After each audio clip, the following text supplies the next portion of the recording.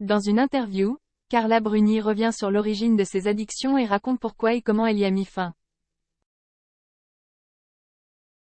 Aujourd'hui encore, l'addiction aux drogues, qu'elle soit légale ou non, reste un tabou. Ce fléau fait pourtant des ravages, et l'entourer de silence ne fait que renforcer sa puissance. Aussi, lorsqu'une personnalité publique ose parler ouvertement de sa dépendance à certains produits, on ne peut que saluer sa démarche. Exemple avec Carla Bruni qui explique comment et pourquoi elle a exclu les drogues de sa vie. L'artiste a choisi d'aborder ce sujet dans une interview publiée le 29 mai dernier par le magazine Vanity Fair. Elle y raconte notamment avoir éliminé de son quotidien la quasi-totalité des produits susceptibles de provoquer une addiction.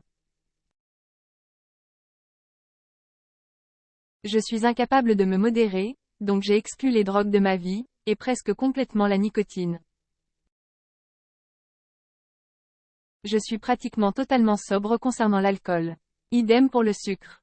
Ce n'est pas la première fois que Carla Bruni aborde ce sujet. En 2023, déjà, la chanteuse avait évoqué cette question dans le podcast Contradiction.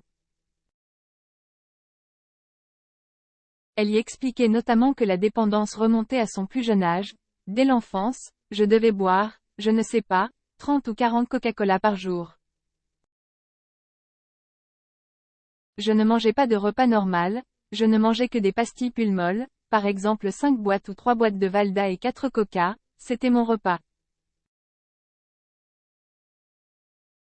Le sucre puis, la cigarette, tout le monde fumait dans ma famille, donc il ne pouvait rien dire, et ensuite, l'alcool. C'est pas que je buvais tous les jours, c'est que je me noyais tous les jours. Elle regrette ses excès. Cette addiction, ce n'est pas moi. C'est une réaction que j'ai eue et dans laquelle je suis restée bloquée. Pour en finir avec ses dépendances, Carla Bruni raconte quelle a été sa stratégie. Il suffit de les regarder en face, et elles tendent à disparaître. Un discours sans phare et bienvenu.